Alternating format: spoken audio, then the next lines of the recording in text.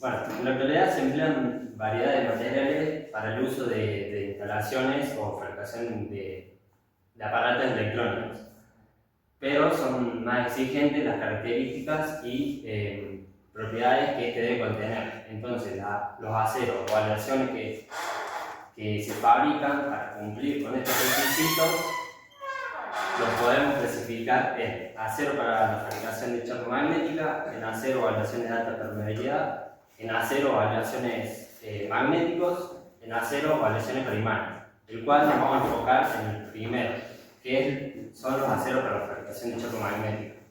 Se suelen emplear en forma de chapa o fleque para la fabricación de núcleos y transformadores, que estos a su vez están sometidos a campos magnéticos que cambian rápidamente de valor. Los materiales más usados para la fabricación de las chapas magnéticas encontramos el acero bajo carbono, el hierro dulce, el hierro arcón, el acero moldeado y la fundición, que más adelante ampliaremos. Las principales propiedades que debe contener el acero para las chapas magnéticas son que tenga una alta permeabilidad, las pérdidas totales, que serían por histérisis y por corrientes de parásitas, deben ser lo más bajo posibles. También que sea fácil de laminar, que no sea frágil, que tenga la suficiente resistencia y tenacidad, y una elevada saturación y que no sufran el envejecimiento. Luego, en la evolución de los diferentes tipos de acero que se han utilizado, comenzamos a finales del siglo XIX, donde se usaban láminas de hierro con poco contenido de carbono. Para el año 1900 se utilizaban hierros extra dulces que mejoraban notablemente las pérdidas, pero que tenían un problema, que sufrían el envejecimiento y se duplicaban las pérdidas. Para 1904 se descubre el silicio, que mejoraba las propiedades magnéticas y así reduciendo las pérdidas. Y ya para el año 1945 teníamos pérdidas de 0,75 watts kilogramos, y ya utilizando chapas de alta calidad, que cabe destacar que estas chapas de alta calidad no sufren el envejecimiento que sí sufría el hierro extradulce. Bueno, para la fabricación de estas chapas magnéticas se tiene que tener en cuenta varios factores en lo que es la cuestión de calidad. El primer factor es la pureza del material. Básicamente el material no tiene que tener ningún tipo de impureza, como por ejemplo el carbono, el nitrógeno, el oxígeno y el azufre, porque no son perjudiciales para todas sus propiedades magnéticas. Por ejemplo, la presencia de cabrita también afecta en eso. La presencia de azufre y manganeso mayormente afectan igual que el carbono, a medida que aumenta su impureza, aumenta su pérdida de propiedades magnéticas. El fósforo aumenta las pérdidas por histérisis, y después los elementos endurecedores también hacen que pierdan propiedades para la chapa magnética, que por ejemplo la propiedad de ser maleable, por las propiedades de tenga ductilidad, tenacidad. La presencia de los gases disueltos no son dañinos en sí, sino que cuando se encuentran en los aceros pueden ser perjudiciales. Otra cuestión a tener en cuenta es el tamaño de grano, que las propiedades magnéticas del material son directamente proporcionales al tamaño del grano e inversamente proporcionales en sí a las impurezas que tiene el material. El tamaño de grano aumenta, o mejor dicho, disminuye las pérdidas por histérisis de Foucault hasta cierto punto en el cual a medida que aumenta el tamaño del grano, después de cierto tamaño, las pérdidas por Foucault, corriente Foucault, aumentan.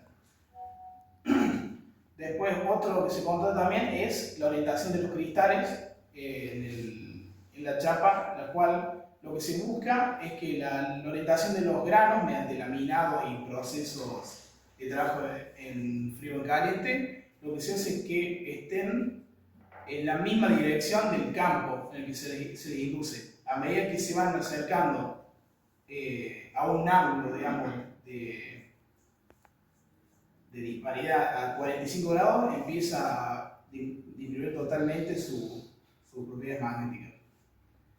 Después hay un método por el cual se hace esta orientación de grano, que es el método Gauss, que se trata de una sucesiva aplicación de laminados y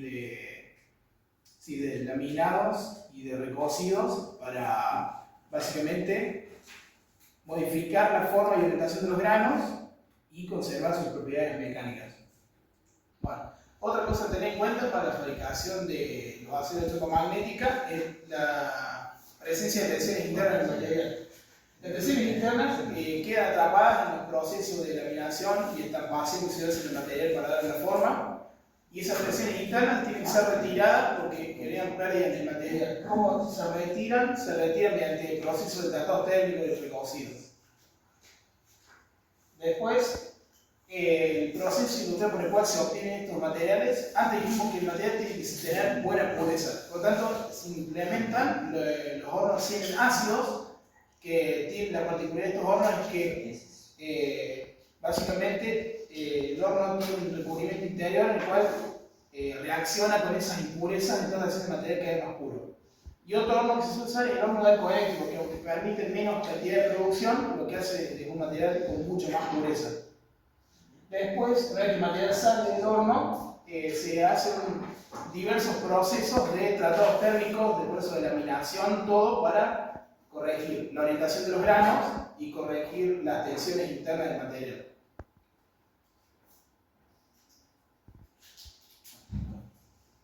Después tenemos los aceros extra dulces, que básicamente estos aceros tienen de 0,7 a 0,12 de carbono, tienen manganeso y silicio. Estos aceros son relativamente de bajo precio y fácil de adquisición, por lo tanto se pueden utilizar para la fabricación de choca magnética. El problema que tienen es que al tener muy poco carbono presentan problemas por envejecimiento que hacen que pierdan esas propiedades magnéticas. También otra cuestión que tiene es su permeabilidad máxima y su poca resistividad que tiene en el material, eso hace que tenga bastantes pérdidas por corriente de flujo. También otro inconveniente es que justamente esas pérdidas son lo que ocupa el envejecimiento, al no tener ningún tipo de ambiente que lo protege, es decir, que es muy puro. Bueno, luego tenemos el hierro arco, que es considerado como el hierro más puro que se puede conseguir industrialmente, pero no se fabrica especialmente para la aplicación de máquinas eléctricas. Pero se pueden mencionar algunas de sus propiedades que pueden resultar bastante interesantes, como por ejemplo que se fabrican en un horno Siemens ácido, como mencionó, también que tienen su permeabilidad máxima de 6.000 8.000 Gauss, pero mediante un tratamiento especial se puede reducir el contenido de carbono y ciertas impurezas, en donde podemos elevar aún más su permeabilidad, llegando a los 220.000 Gauss. Se fabrican generalmente en hornos Siemens ácidos, en donde su permeabilidad es de 6.000 8.000, pero mediante tratamientos especiales logramos conseguir una permeabilidad de 220.000. También tenemos que su saturación es muy elevada, pero una resistividad baja, lo que evita que este material se fabrique núcleos o aparatos de corriente alterna. Caso contrario a lo que es corriente continua, debido a su gran permeabilidad, a una alta saturación y a su baja fuerza coercitiva, la podemos emplear en algunos tipos de dínamos, motores de corriente continua, o por lo general muchas veces se emplea como materia prima. Luego tenemos los hierros de gran pureza, que hace tiempo atrás se sabía que mientras mayor grado de pureza contenga el material, era más conveniente para la fabricación de chapas magnéticas. Pero no fue hasta hace poco tiempo que se logra reducir ciertas impurezas y mejorando sus propiedades magnéticas. Para ello se realizaron ensayos como fabricar el acero en hornos de inducción a alta frecuencia o sometiendo estas chapas a recocido a temperatura muy elevada, muy próxima a su punto de fusión. El hierro argón, a pesar de su gran pureza, puede contener algunas ciertas cantidades de impurezas como carbono, azufre, nitrógeno o oxígeno. Esto es lo que hace que estas impurezas se sitúen en los espacios intersticiales y así generando tensiones internas que son dañinas para el material. Bueno, tenemos la fundición que se usaba en los primeros tiempos para la maquinaria eléctrica. Su permeabilidad es muy baja, su saturación también es muy baja, pero su resistividad es muy elevada. Tiene sus características magnéticas muy bajas, pero debido a su bajo precio y a su facilidad de fundir y mecanizar, lo podemos emplear en la fabricación de inductores. Luego tenemos el acero moldeado que mejora sus propiedades magnéticas con respecto a la fundición. Tenemos una mejor permeabilidad, una mejor saturación, pero una resistividad bastante baja. Lo que sí son los aceros del silicio, básicamente son aceros de gran pureza, puede ser área, silicio como aleante principal. A comienzos del siglo pasado, las primeras chapas así se utilizaban en la maquinaria eléctrica para mejorar el rendimiento de los transformadores. El aluminio y el silicio mejoran este rendimiento, que el aluminio ya no se usa tanto porque básicamente genera problemas que después no se puede solucionar.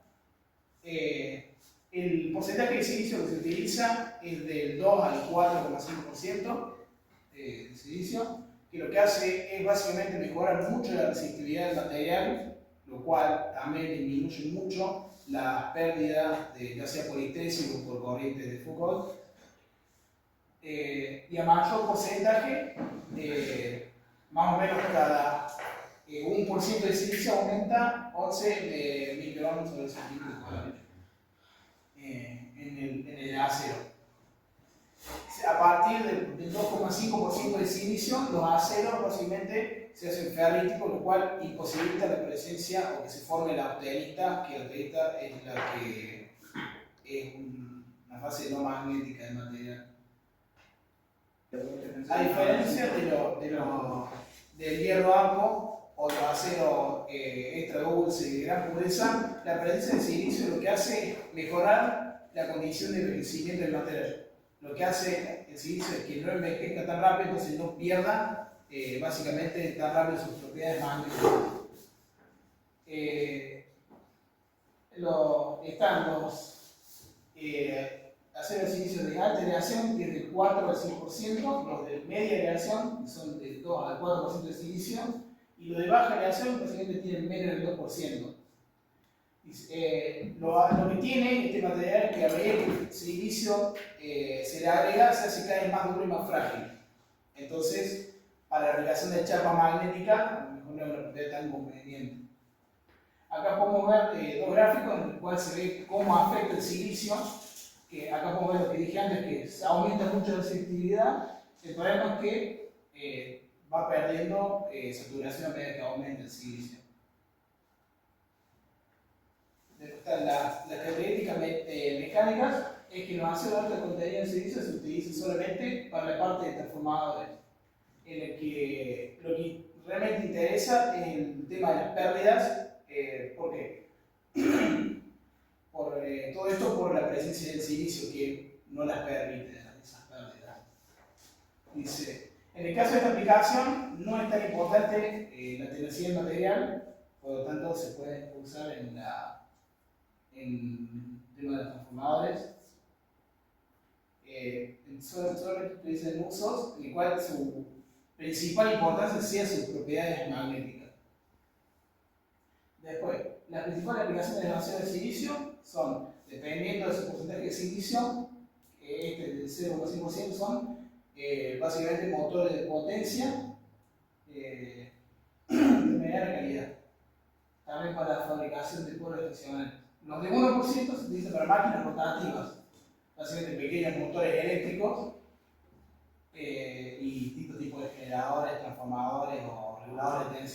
Y después los que tienen el 2% de silicio son para ya generadores motores que necesitan un rendimiento mucho mayor, donde sí se pueden admitir pequeñas pérdidas en el núcleo.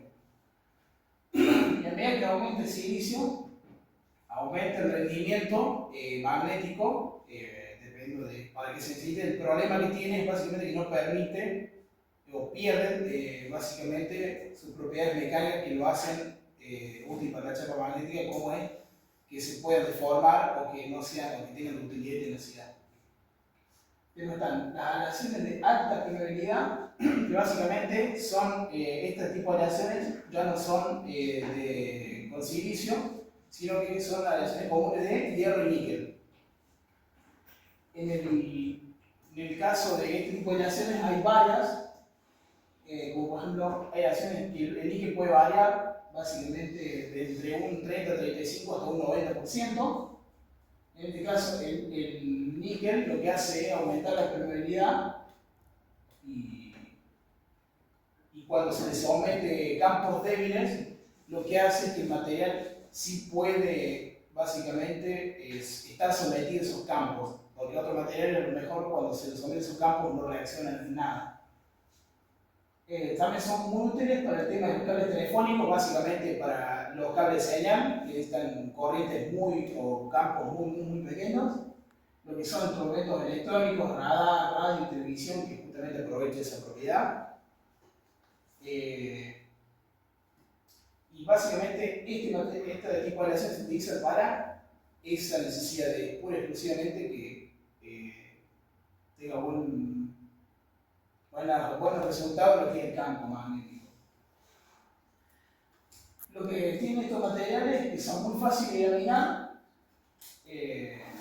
porque son muy útiles. El tema es que lo que tienen valores de saturación relativamente bajos, de 8000 a 10.000 grados. Otra de estos materiales que tienen muy alto precio, lo cual impide que se utilice para aparatos de corriente barato. Las aleaciones de alta permeabilidad se pueden identificar en varios grupos. Aleaciones de permeabilidad inicial, que quiere decir que van a tener una permeabilidad muy alta y a medida que aumenta la intensidad del campo, empieza a decaer. Los valores de alta saturación, que no necesariamente tienen esa permeabilidad inicial muy alta, pero sí tienen un valor muy alto de saturación. La aleación de permeabilidad constante, que quiere decir que el material tiene una cierta permeabilidad y a medida que aumenta la intensidad de los campos, no cambia lo menos posible ese valor de permeabilidad. Y después están las aleaciones que básicamente no varían o no varían mucho sus propiedades magnéticas según la temperatura a la que se los somete. Estos aceros de aleación de hierro-níquel tienen distintas denominaciones y nombres. El primero, que son las aleaciones de muy alta permeabilidad inicial, recibe un nombre de permalloy, permalloy C y supermalloy, que básicamente van cambiando según la proporción de cómo está hecho el aleante respecto del material principal. En la aleación, en la proporción de 30% esta proporción puede variar de 30 a 90% de níquel, ya que tiene una permeabilidad inicial muy elevada de 10.000 a 100.000. Y son superiores al hierro dulce, al hierro silicio, al hierro arco, todos los mencionados anteriormente. Las aleaciones de 50% de níquel consiguen mejorar mucho su permeabilidad inicial, básicamente por el temple al aire, que es un tratamiento que se le hace, básicamente formando valores muy altos. Este material es 50% hierro y 50% de níquel. Después hay otro material que se denomina permalloy o permalloy 78,5, que básicamente es un material que tiene 78,5 de níquel. Básicamente la permeabilidad del material este es muy alta, pero se le hace un recocido y después, se le hace un temple al aire para elevar su permeabilidad inicial.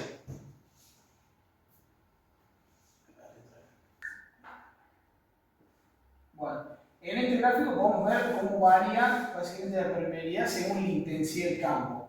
Acá en la línea de las abscisas podemos ver que cómo aumenta la intensidad del campo y en las ordenadas cómo aumenta la permeabilidad. Lo que se puede ver es cómo material inicialmente, en este que tiene 76% de níquel, tiene una permeabilidad muy alta y a medida que aumenta el campo, la intensidad del campo va disminuyendo gradualmente y como se ve, a medida que aumenta con distintos porcentajes de níquel, tiene la resistividad más alta. Sus propiedades como la resistividad del material se pueden mejorar con la implementación del cromo y el molibdeno, obteniendo así lo que se llama permaloid C, que este grupo representa a estos aceros permaloid que tienen esos materiales, que tiene permeabilidad inicial cada vez mayor a medida que se aumenta el porcentaje de galliano. Este material después de un tratamiento térmico especial que se le hace, tiene una permeabilidad inicial de 125.000 y la ventaja que tiene es el molibdeno, que básicamente cuando se le agrega, básicamente no hace falta que se le someta un tratamiento térmico adicional para mejorar su permeabilidad.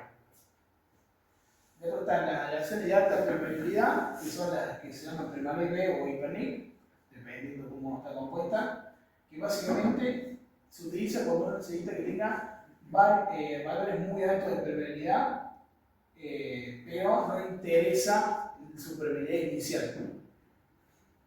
Básicamente también sigue siendo una aleación de aluminio y níquel, de hierro y níquel, y siguen siendo son más baratas que las anteriores mencionadas y siguen teniendo valores más altos que las anteriores mencionadas. Primero está la permaloid B o permaloid 45, que tiene una permeabilidad inicial de 2700 y una permeabilidad máxima de 23.000, que la característica que se puede mejorar haciendo un recocido a 1100 grados en hidrógeno seco. Básicamente todo con fin de reducir las impurezas como el carbono y el azufre. Ya que puede ser utilizado. Después está la aleación de 50% de níquel, 50% de hierro, que se la conoce como hipernic, que básicamente tiene una permeabilidad inicial más alta que la permaloid C o permaloid 45 y tiene una permeabilidad máxima bastante más alta que la versión anterior. Bueno, luego tenemos las aleaciones con alto valor de saturación. Hay usos en donde sí nos interesa el valor de saturación y para esto se fabrican aleaciones de hierro aliadas a cobalto. El hierro puro, como sabemos, es el material que mayor porcentaje de saturación tiene y más el agregado del cobalto en 0 a 65% obtenemos valores más elevados. La primera que encontramos es la Inferno, que esta es la que tiene el mayor valor de permeabilidad. Luego tenemos la Permanol, que es una aleación 50% cobalto y 50% hierro, en donde estas normalmente no se pueden laminar ni forjar, pero se puede solucionar agregando pequeñas cantidades de cromo y vanadio. Bueno, y aquí tenemos una gráfica en donde, dependiendo del porcentaje del elemento aliado, cómo va a variar su saturación. Luego tenemos las aleaciones de permeabilidad cuantante. Para esto se han encontrado materiales que luego de tratamientos especiales logran conseguir esta permeabilidad constante. La primera que podemos mencionar es la Copernic, que después de estar sometida a fuertes reducciones en secciones en frío y a tratamientos intermedios, se logra conseguir esta permeabilidad constante. Y la otra es la Isopernic, que sigue los mismos tratamientos que el anterior, pero con el agregado de un temple. Y por último tenemos la Permebar, que se consiguen muy buenos resultados al darle un recocido y luego un enfriamiento lento durante un día completo.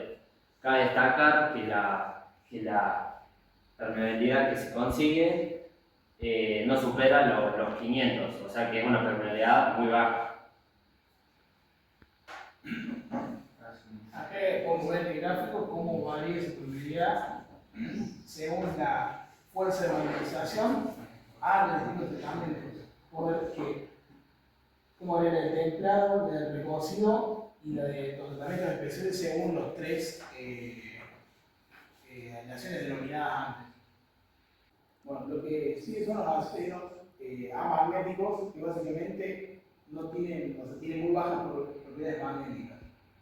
Estos aceros básicamente se busca que tengan una permeabilidad magnética parecida a la del aire, y para eso, digamos, se suelen utilizar aleaciones no ferrosas, pero en este caso vamos a hablar de las aleaciones ferrosas, que puede ser acero en fundiciones. Básicamente, cuando el acero es calentado y pasa a la fase beta, pierde gran parte de su propiedad magnética, pero después, al sobrepasar los 910 grados de temperatura, el hierro se hace completamente amagnético, porque está en lo que es diagrama de fase, viene en el medio de la austenita, ahí solamente austenita. Básicamente se hacen varias. ¿Cuál es el problema? Que no se puede conseguir un acero totalmente austenítico, o sea, totalmente magnético a temperatura ambiente, porque no habría austenita. Entonces, lo que se hace es añadirse aliantes para básicamente obtener en temperatura ambiente esa propiedad de la austenita. Un material muy común, el oxidable 18,8, que tiene 18% de cromo, 18% de níquel, los ácidos al manganeso al 12%, y los ácidos cromo-níquel de alta aleación, en general, que provocan este comportamiento amagnético. Básicamente permite obtener austenita a temperatura ambiente.